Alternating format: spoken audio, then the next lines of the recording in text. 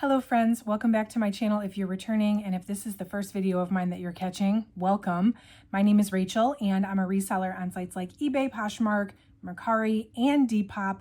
And I love sharing with you what inventory I'm bringing in for my business. I source primarily online via mystery boxes. And so I like to show you live what I bring in, and then I like to come back a few months later and give you actual results based on what sold for me, how much I was able to get for each item, and then make a recommendation if I would order the box again based on my results. So today I have an update for you on the ModCloth box from Helpsy source. If you want to see how I did with this one, definitely stick around. So I would say, and you know, time gets away from you, but if I think back 5-6 years, ModCloth was a bolo brand for me. I mean, I would just get so excited if I found it at the thrift store, and it would always sell for me so well. So when Helpsy Source offered this ModCloth box, granted, I haven't thrifted in a long time, so I haven't had ModCloth in quite a while, probably a few years. But it was only $6 per piece, brand new with tag stuff. And I thought, well, this is a really great opportunity to stock up on a bread and butter brand that I could probably sell pretty quickly. So that was my thought process. I will link the original video down below if you want to watch it. You can see the unboxing, what all came out of it. And then what I did at the end of that video is I rated the box based on the ease of listing, quality of items, and overall profitability. I will do that again once I go through the results of the box as of today. So if you like content like this, certainly consider subscribing to the channel. I love doing the unboxings and the updates that follow. I've also tried dipping into more strategy videos, Poshmark strategy. I want to do some Depop strategy videos, eBay strategy videos, and also ship with me videos. So if you like reseller content, I would love to see you again in a future video.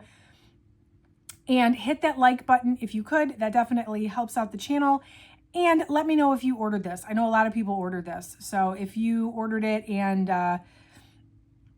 it's been a few months for you, to definitely comment down below and let me know your results, if they were similar to mine or if you had a different circumstance with yours. Okay, so this box was $234 total. And that was for, mine says 39 items. I think it was a 40-piece box, but there might have been something that I couldn't list for some reason. Maybe it was damaged or whatever. But everything else I listed, everything was new with tag. And so that brought me to $6 per item. And as of right now, I have sold 10 items, which means I have 29 items left. So what I will do is I will go over on the side here. I'll show you what sold, how much it sold for, what platform it sold on. And then afterwards, I will go over what I still have left. And then at the very end, I will give you my final results based on the performance of these items. So let me go ahead and get right into it. We'll talk about the 10 items that did sell. And by the way, I listed all this stuff back in February of 2025, and it's now July of 2025. So it's been about 5 months on this one. And I felt it was time to just kind of move on from this. So it's been about 5 months on this box. The first one that sold was the Beach Chaser Velour Romper. You guys know how much I love velour. This one sold just at the beginning of July for $10. I had it listed much higher. After 5 months, I was ready to let it go. It wasn't getting much interest anyway. And, you know, time is not on our side at this point for summer items. So I took the $10 offer. Pretty much, what did I make?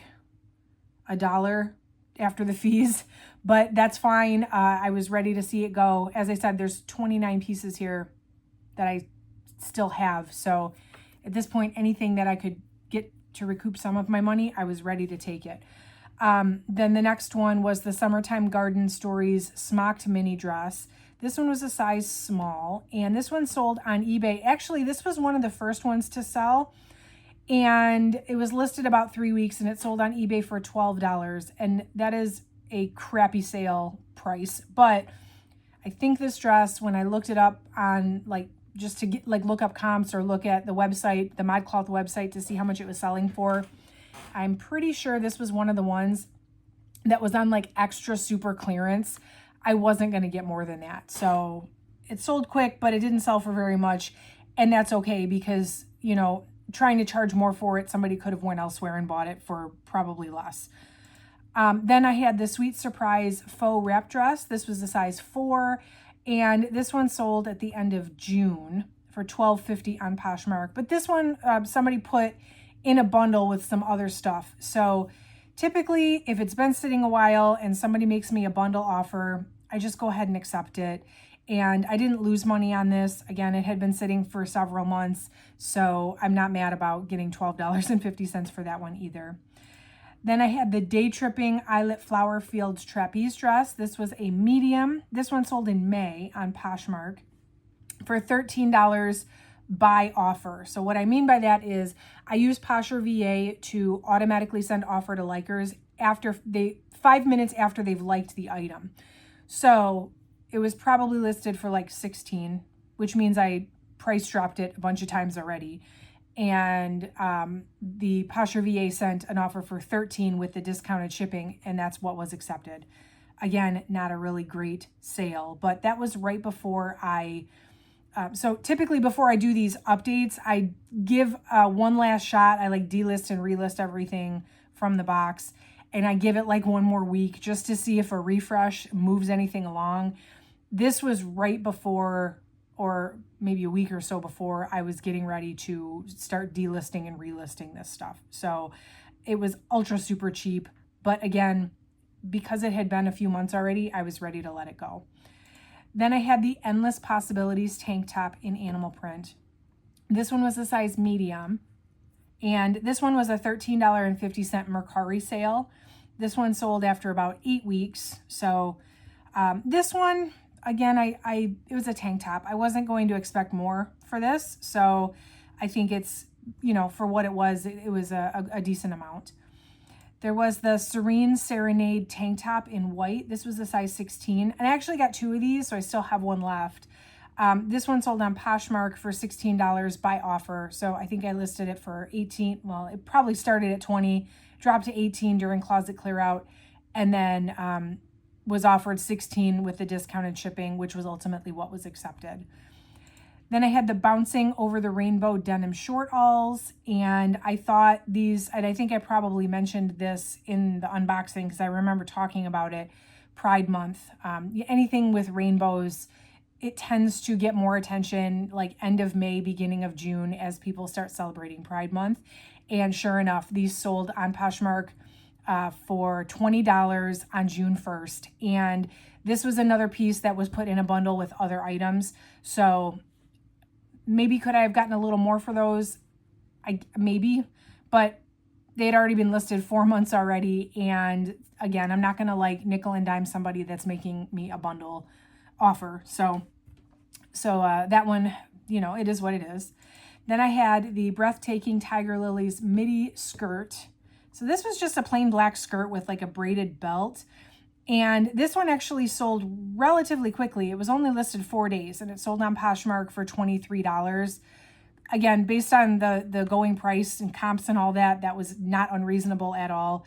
So that was, I think, the first thing to sell actually. So I've always known ModCloth for their like funky prints and like bright colors. So the first thing that sold was like the plain black skirt that I thought was going to be the last thing to sell. And that just goes to show you never know. You think you know, but you really don't at the end of the day. You just have no idea what this stuff is going to do. Then there is, these actually were at the last 2. The Dash of Decadence Fit and Flare dress in black. This one was listed a little under 3 months, but it sold on eBay for $38. So that was a pretty decent sale. And then the highest selling item, which I'm not necessarily surprised that this is the highest selling item. I am a little disappointed I didn't get a little more for this, but this is the Skirting the Issue trench coat in Bookworm Plaid. It was a size extra large, and this one sold on Poshmark for $45. It had been listed for 2 months already. I think I listed this at 75 or 80 or something originally, and then it just wasn't getting a lot of interest, so I started lowering it. The thing about this one is it definitely had more of a fall type vibe to it. So in hindsight, could I have let it sit and maybe gotten more for it as we come into like, September, October? Maybe, but I was ready to let it go, especially because at the point that I got the offer on this, a lot of the rest of the stuff hadn't been selling. So I decided to just, try to recoup what I could. So that's everything that has sold. I have 29 items left. So what's left? Everything else. I'm just going to put over here like a scrolling picture of what I have left because it's like everything. And there's a couple duplicates. So I have 2 of certain things. I can't give it away. I tried to, price it accordingly. And then I did, offers, and I did, closet clear outs, and I delisted and relisted, and I, continued to drop the price, and it just, I can't seem to give this stuff away. I'm glad I only paid $6 per piece, but I mean, it's still 40 pieces. That's a lot, to just have sitting around. Well, now 29 left. So, I think, well, number one, I did list all this stuff on Depop. I've been back on Depop for about 6 weeks now. I had been, long story short, I had been previously banned from Depop back in 2021. They reinstated my account, and I have been really trying to get everything listed on there because I'm actually doing quite well on there. And this stuff too, especially some of these more eclectic pieces that can fit some of the Depop aesthetics, which side note, I do plan on making a video about the Depop aesthetics. That's in my to-do list that I'm hoping to get for next month. But anyway, so I'm hoping that maybe some of this stuff will sell on Depop, but I mean, even that's been listed a few weeks now. This was like one of the first brands I'm like, this needs to go on Depop. And I haven't sold anything yet, but it has been getting some interest. So, hopefully some of this stuff will move along as the season changes again. But a lot of it, honestly, is like spring and summer stuff. And a lot of it, when I was looking up the items, were like clearance items that they were deeply discounted on the ModCloth website, and they must have just made too much of them. So it's a sad story. Sometimes when you order mystery boxes or liquidations, that is what ends up happening, is that it's just like stuff that they couldn't sell, and therefore you probably can't sell it either. And that's not always how it happens, but unfortunately, sometimes that is how it happens. So let me go ahead and rate the box based on the ease of listing, quality of items, and overall profitability. Ease of listing, it was very easy to list this stuff. I was able to find stock photos for most of it, descriptions, style, names, so that I could properly, title them. That was not really difficult at all. So that I will give an oh yeah. So pretty good. I was happy about that. Didn't take a lot of effort. Overall quality, everything was really good quality. New with tag, a lot of stuff was in poly bags. So I have no complaints about the quality. It is, from a physical quality perspective, that's definitely an oh yeah. From a resale value quality, and I guess this is getting into overall profitability in 90 days. Again, it was a bunch of like clearance and overstock, unfortunately. So I paid $234 for the box. And as of right now, I've made $159.62, which does not even cover my cost of goods. So there's that. And like I said, I'm not, based on just how much attention it's been getting, I am not hopeful that this stuff is going to move anytime soon without me like completely deeply discounting it, or maybe taking it to buy, sell, trade. I am going to do an in-person consignment event. You know how they do like kids, like consignment sales, but there's one in my area that's for adult clothing. So some of this stuff, if I can pull it off as like fall stuff, I might take to the consignment sale, just to see if I can move some of it. And, this one is pretty much a loss here. So overall profitability, I'm going to give it, I hate to call it a total dumpster fire, because like this stuff might sell eventually. It's going so slow. And I've had to do so much work to like even make the sales that I did. But I'm definitely going to give it an oh no. I have enough stuff left that I could potentially like make a little money if something changed and it did sell. So I'm not going to call it a dumpster fire. I am going to call it an oh no, because would I buy this again? Oh no, unfortunately. And that just kind of goes to show too, like how quickly brand trends can change. This brand used to be really hot. It used to be a bolo. I used to pick it up when I find it and it would sell in a couple days if I found it at the thrift store. And I don't know if it's just these particular pieces that were not good just because they were overstock, or if the brand in general is just not sought after the way that it used to be. Also too, I guess in my previous experience, ModCloth has been more popular, I guess, with plus sized buyers, like size extra large and higher. And most of this stuff was like size small and medium, extra small. So maybe that's part of it too, is that just the size range that is not the size range that ModCloth fans, people that like this brand, are looking for.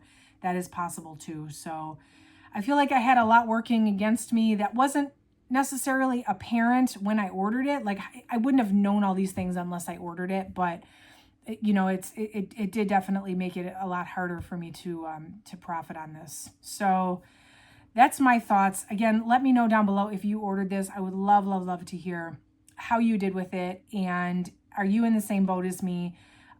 Hit that like button if you could. That definitely lets me know you like this kind of content. And make sure you subscribe if you want to see more videos like this or reseller content in general. My goal is to share with you what's going on over here in my reseller world, in hopes that it helps you make some decisions on your reseller business as well, what to buy, what not to buy, and hopefully, you know, different strategies to take to hopefully help you be more successful. So that's it for today, friends. Thank you so much for watching, and I will catch you in the next video.